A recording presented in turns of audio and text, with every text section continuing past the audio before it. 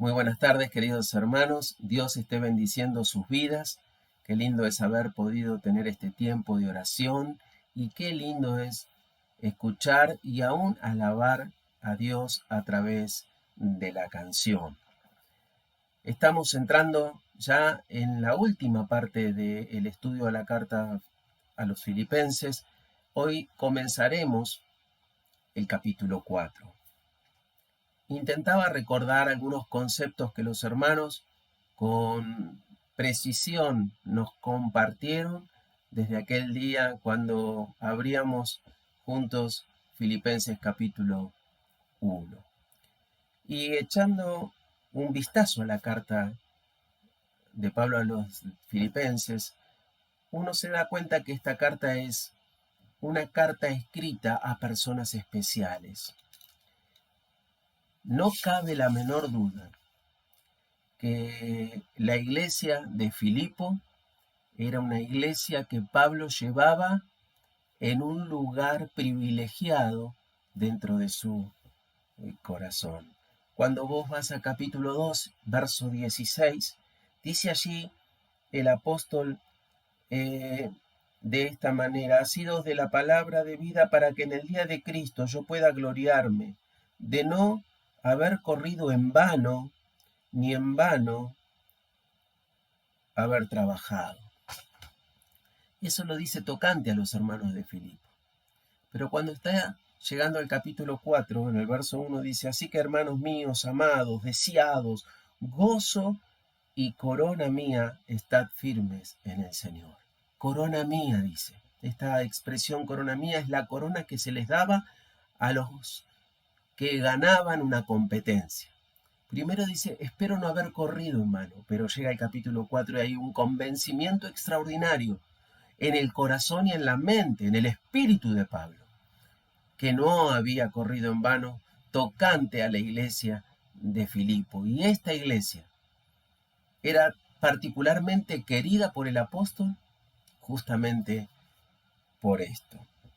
Además, pensaba, y trayendo este concepto de una iglesia preferida, de un conjunto de hermanos que ocupaban un lugar especial en el corazón de Pablo, pensaba, yo quiero pertenecer a una iglesia que tenga estas características en el corazón del Señor.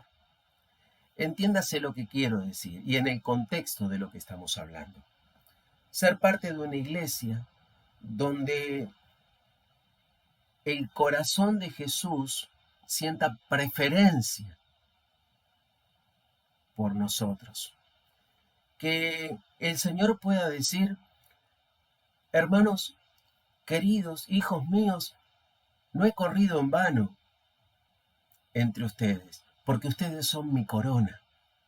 Y qué lindo es, y me estremece pensar esto, y deseo de todo corazón que todos nosotros, la iglesia en la cual nos congregamos, podamos llegar a ser una iglesia que ocupe un lugar preferencial en el corazón del Señor, así como lo ocuparon aquellos tres apóstoles, Jacobo, Juan y Pedro, en medio de los 12. Así nosotros podamos tener este lugar de privilegio en el corazón de aquel que nos amó y se entregó a sí mismo por nosotros. La carta a Filipenses es la carta del gozo, es la carta del sentir. Y cuando estudiábamos Gálatas hacíamos referencia a que en esta carta de Filipenses aparecía 7 veces la expresión un mismo sentir, ¿sí? Es importante para el apóstol Pablo hablarle a los hermanos de Filipo de los sentimientos. Pero es importante para el apóstol Pablo hablarles acerca del gozo. Y si ustedes recorren conmigo Filipenses, se van a encontrar que en el capítulo 1, en el verso 3, dice: rogando con gozo por todos vosotros. Y allí apunta al gozo de la oración. Cuando avanzamos hasta el verso 18, ¿sí? Dice de esta manera: para que Cristo sea anunciado, y en esto me gozo. Es el gozo de la predicación. En el verso 25 del mismo capítulo dice, para vuestro provecho y gozo de la fe, el gozo de la confianza en el Señor. En el capítulo 2, apenas comienza en el verso 2, aparece completando mi gozo sintiendo lo mismo, que es el gozo de la comunión. Y luego, en el verso 17, dice, me gozo y me regocijo con todos vosotros, que es el gozo que se observa, el gozo que se puede observar en el otro. Pero también en el verso 28 dice de esta manera, para que al verle de nuevo os gocéis y yo esté con menos tristeza. Es el gozo de las buenas noticias. Y por eso es tan lindo compartir con el grupo de la iglesia las buenas noticias. Hacen bien al corazón. Y en el verso 29 del capítulo 2 dice, con todo gozo y tened en estima a los que son de él. Y es el gozo de la hospitalidad. Cuando entramos en el capítulo 3 aparece una sola vez esta expresión gozo, y es en el primer versículo, gozaos en el Señor. Y este es el gozo de la pertenencia, el gozo de estar en Cristo.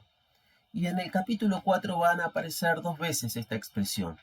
Una al comienzo, y dice de esta manera, y ya lo hemos leído, así que hermanos míos, amados y deseados, gozo y corona mía. Y este es el gozo de la hermandad. Y para finalizar, y tan solo lo marco, dice en el verso 10, en gran manera me gocé en el Señor de que ya al fin habéis revivido vuestro cuidado de mí. Y este es el gozo de sentirse querido, que luego abordaremos otro miércoles adelante. Queridos, pertenecer a una iglesia como la de Filipo es pertenecer a una iglesia que sabe manejar los sentimientos, es una iglesia que sabe manejar las emociones, es una iglesia que sabe manejar el gozo. Y cuando hablo de manejar el gozo, estoy hablando de no gozarse de las cosas y tenerlo para uno mismo, sino compartir el gozo con el otro. Y si vos mirás con detenimiento aquellas cosas que hemos marcado recién, te vas a dar cuenta lo importante que es el compartir el gozo. Ahora, dice la palabra de Dios en este capítulo 4, y me parece que es el espíritu de la Escritura, enseñarnos acerca de las relaciones interpersonales. Me parece oír a Gustavo cuando el miércoles pasado terminaba el capítulo 3 haciendo mención de este verso tan precioso que es el verso 20, diciéndonos que nosotros tenemos una ciudadanía que está en el cielo, ¿sí? Donde también, dice la Escritura, esperamos al Salvador. Tenemos nosotros una doble ciudadanía. Estamos con la ciudadanía que nos otorga la constitución de este país por haber nacido en esta tierra maravillosa que Dios nos dio, pero también tenemos una ciudadanía que está en el cielo, donde esperamos pasar el resto de nuestros días por toda la eternidad. Y en esta ciudadanía que apunta a la eternidad, qué importantes son las relaciones interpersonales.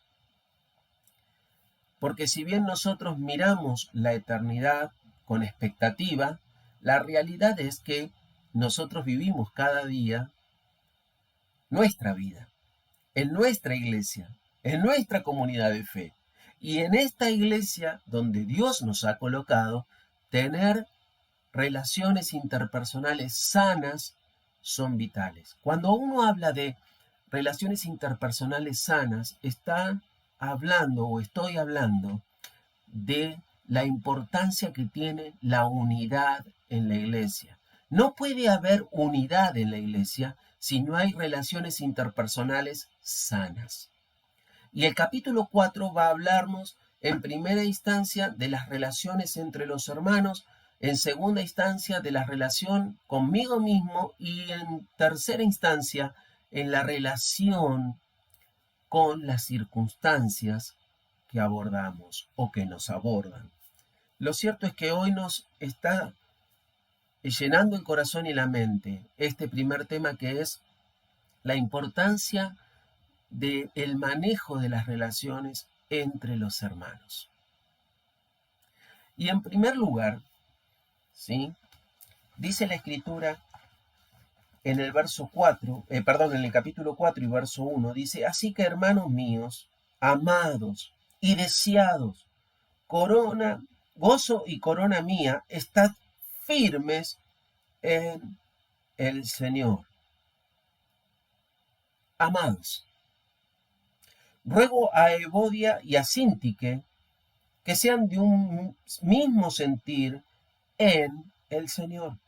Asimismo te ruego también a ti, compañero fiel, que ayudes a estas que combatieron juntamente conmigo en el Evangelio, con Clemente también y los demás colaboradores míos, cuyos nombres están en el libro de la vida. Regocijaos en el Señor siempre. Otra vez digo, regocijaos. Vuestra gentileza sea conocida de todos los hombres. El Señor está cerca. ¡Wow! Relaciones entre los hermanos que apuntan a tener una iglesia perfectamente unida. Primera Corintios, capítulo 1. El apóstol Pablo les dice a los de Corinto: hermanos, a ustedes no les falta nada. Están totalmente ricos. Están totalmente abastecidos por el cielo, por la mano generosa de Dios. Tienen todos los dones. Son una iglesia de privilegio. Y llega el verso 10 y les dice: pero yo les pido que estén perfectamente unidos, con una misma mente y un mismo sentir. Podemos tener absolutamente toda la riqueza del cielo, todos los dones, los mejores enseñadores, los mejores hermanos que doblan sus rodillas y oren.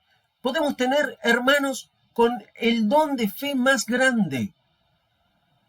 Pero si la iglesia no está unida, de nada sirven los dones. Queridos, estamos llamados a ejercitar los dones, pero nunca este llamado y el ejercicio de los dones puede estar motivado para una victoria personal.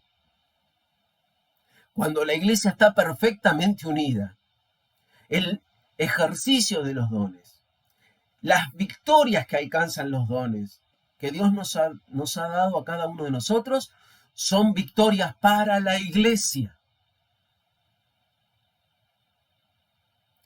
y para la gloria de Dios. Y este es un concepto que jamás tenemos que olvidar.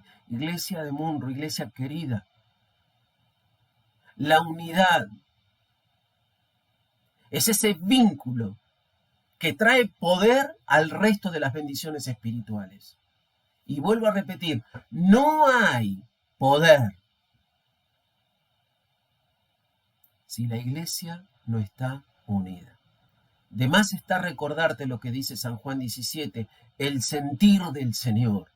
Que sean uno como tú, Padre, que estás en mí y yo en ti, que ellos también puedan ser uno. Esa es la oración de Jesús.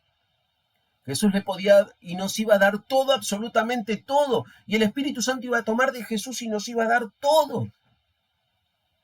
Pero había algo trascendental. Y era la unidad. Y querido, la unidad es algo que hay que construir. Dentro de la unidad hay y tiene que haber doctrina, pero también tiene que haber tolerancia. tiene que haber letra, pero también tiene que haber el espíritu de la palabra. Tiene que haber, que haber verdad, pero tiene que haber amor. Estas cosas que contienen la unidad son las mismas que hacen crecer la unidad. Y en el ejercicio de estas cosas, la iglesia cada vez está más unida. Y si la iglesia está más unida, es una iglesia más poderosa. Es una iglesia que refleja la gloria de nuestro Dios y Padre. Ahora, hay mucho para decir, sí, pero yo quiero ir un poquito más rápido. En este accionar de la pluma de Pablo, uno se da cuenta que va a hablar, como les decía, en primera instancia, de las relaciones entre los hermanos, apuntando a la unidad. Y así como la iglesia de Corinto necesitaba trabajar en la unidad, el apóstol Pablo, cuando uno lee el versículo 19 de este capítulo, dice: mi Dios pues suplirá todo lo que os falta.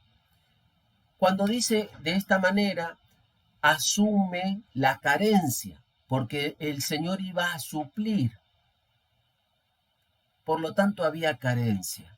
Y si el capítulo habla acerca de las relaciones interpersonales, las relaciones con uno mismo y las relaciones respecto de las circunstancias, evidentemente había carencias. Y hay carencias en las cuales debemos trabajar. Más allá de que nosotros estemos pasando un tiempo extraordinario en la iglesia, no podemos descuidar la unidad. No podemos descuidar la unidad, porque esa unidad, y vuelvo a repetirlo una vez más y hasta el cansancio, es la que potencia el ejercicio de los dones. Ahora, dice el apóstol Pablo en el verso 2, ruego a Evodia y a Síntique que sean de un mismo sentir en el Señor. Ruego a estas dos hermanas, Evodia y Síntique. Evodia quiere decir perfume. Alguien que es, al estar cerca de esta persona, agradable. Síntique es y significa una persona afortunada, una persona afable. Y también es agradable estar cerca de una persona afortunada, de una persona agradable. Y queridos, fíjate que dice la Escritura que estas personas, estas dos mujeres, que evidentemente estaban distanciadas, tenían que ser de un mismo sentir, de un mismo sentir. Cuando vos y yo leemos el versículo 1, termina diciendo: hermanos, estén firmes en el Señor. Cuando uno va al versículo 2, dice que sean de un mismo sentir en el Señor. Cuando llegamos al versículo 5, dice: vuestra gentileza sea conocida de todos. ¿Por qué tenemos que estar firmes? ¿Por qué tenemos que tener un mismo sentir? ¿Por qué la gentileza tiene que ser conocida de todos? Porque el Señor está cerca. Y no hay motivación para ninguno de nosotros en la vida espiritual que no sea esta: el Señor está cerca. Y si nosotros tenemos en cuenta esto, lo demás pierde trascendencia, porque lo único trascendente es que el Señor está cerca y vos y yo nos vamos con Él. Ahora, Pablo está escribiéndole a sus queridos y está observando que hay dos mujeres que están distanciadas. Lo primero que tenemos que entender que este distanciamiento entre ambas era algo público en la iglesia. Por eso el apóstol Pablo lo va a hacer público en su carta. quiere decir que la iglesia tenía conocimiento de esta discrepancia entre estas dos mujeres. Pero, estas dos mujeres, cuando uno lee y relee estos dos versículos, puede entender que estas dos mujeres eran dos leonas en la iglesia de Filipo. Me quedé anoche con este concepto, dos leonas en la iglesia de Filipo. Y pensaba cuánto le debe nuestra iglesia a las mujeres que Dios puso en medio nuestro. A las mujeres que ya no están con nosotros, pero que dejaron surcos. Y a las mujeres que hoy están con nosotros, que también son leonas en las filas del Señor. Y estas dos mujeres eran dos leonas. Pablo dice, combatieron conmigo. Eran mujeres valientes, eran mujeres de armas tomar, eran mujeres de ir para adelante, eran de avanzada, eran mujeres no cobardes, que iban por más en la obra de Dios. Pero hoy habían entrado en un terreno que una no estaba de acuerdo con la otra. Y tenemos que entender que a la luz de la Escritura, no es que había discrepancia doctrinal, porque si no el apóstol Pablo hubiese plantado la normativa de la doctrina, como perito arquitecto que era. El problema de estas dos mujeres era un problema en la ejecución, en la manera de operar de la doctrina, en la manera de poner en práctica las cosas. Y Pablo dice, sean de un mismo sentir. Piensen, eso es lo que quiere decir el original, piensen de la misma manera. Es lo que Pablo le decía a los de Corinto, tengan una misma mente. Y aquí, parece que la Escritura nos está diciendo, eran dos mujeres importantes en el seno de la iglesia.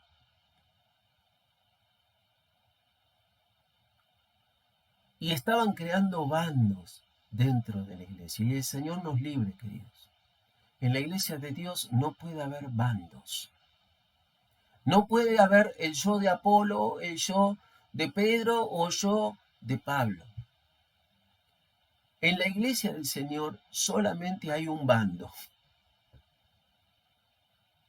Es lo que Pablo más adelante va a decir a los de Corinto, vosotros sois de Cristo, del bando de Cristo. Y Cristo es del bando de Dios.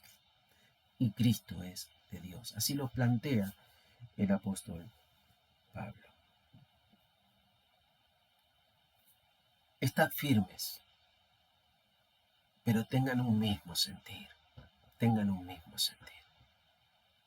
Conozcan la palabra que los va a hacer estar firmes en el Señor. Estudiemos la Biblia, que es lo que nos da cimiento permanente, estable, como aquel que edificó sobre la roca. Pero tenemos que trabajar en un mismo sentir. Y yo sé que no es fácil. A mí es el que más me cuesta. Porque el ser un mismo sentir implica muchas veces, aún teniendo razón, callarse. Implica muchas veces ser flexible, poner en práctica la flexibilidad, poner en práctica la tolerancia. Miren,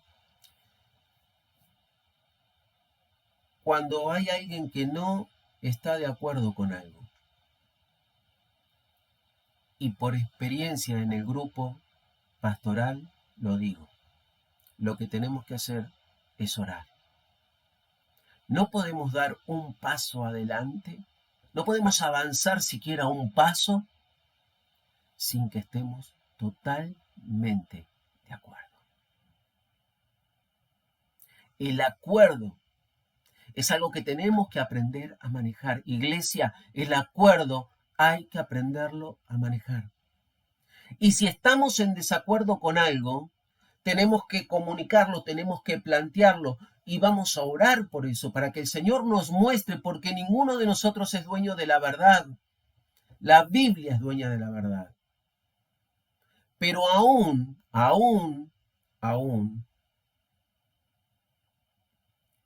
en la aplicación de la palabra de Dios, no podemos ser demasiado justos. Es lo que dice Eclesiastés.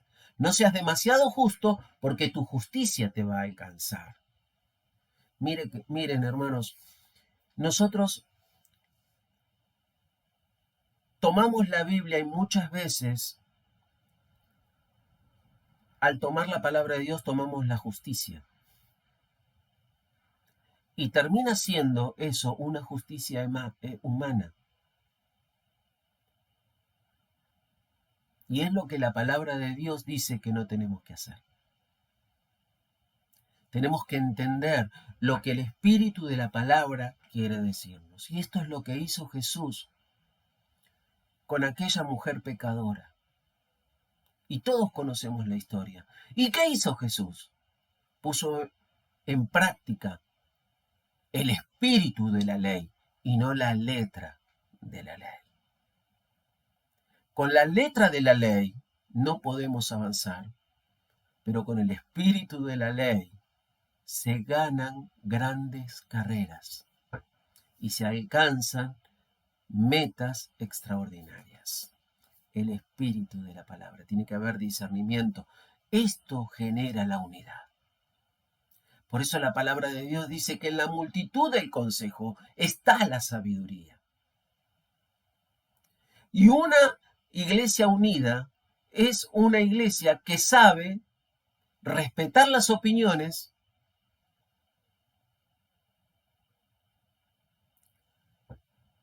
tomar una decisión sin que los demás se ofendan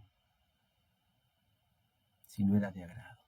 Porque aquí lo que importa no es agradarnos, decíamos al principio. No es para ganar el ejercicio de los dones, victorias personales. Es para que nosotros podamos, como iglesia, glorificar a Dios, poniendo en práctica la riqueza espiritual que Dios puso en nuestras manos para administrar.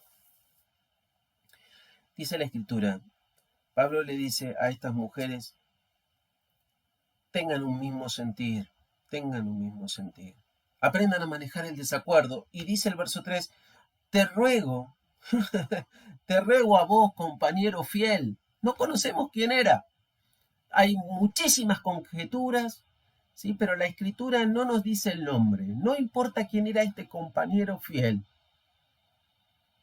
Pero dice, te ruego a ti, compañero fiel, que ayudes a estas que combatieron juntamente conmigo en el Evangelio, con Clemente también, y los demás colaboradores míos cuyos nombres están en el libro de la vida. ¡Qué versículo extraordinario!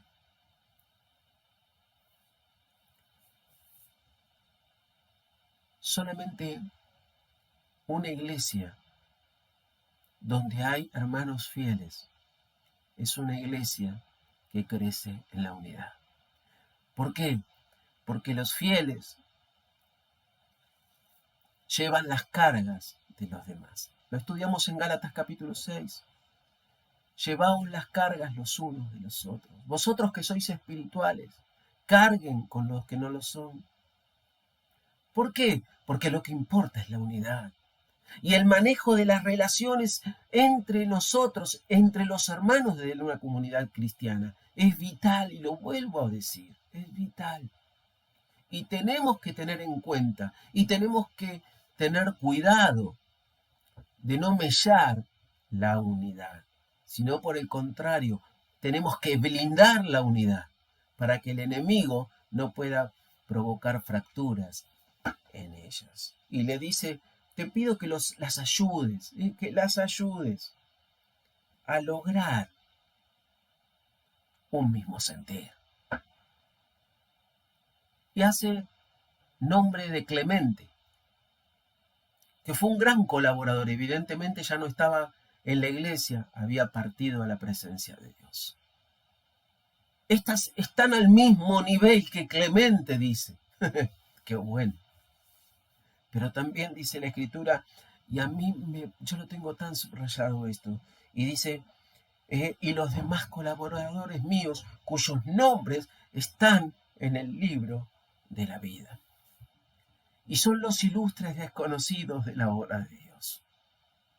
Clemente, Evodia, Síntique eran conocidísimas en la iglesia de Filipo. Toda la ciudad religiosa, por así decirlo, conocían a estas tres personas.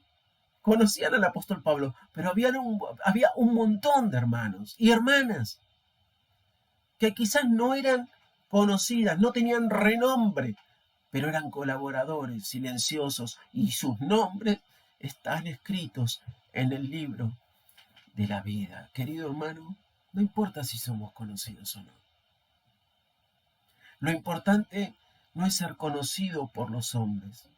Lo importante es ser conocido por Dios, dice la Escritura.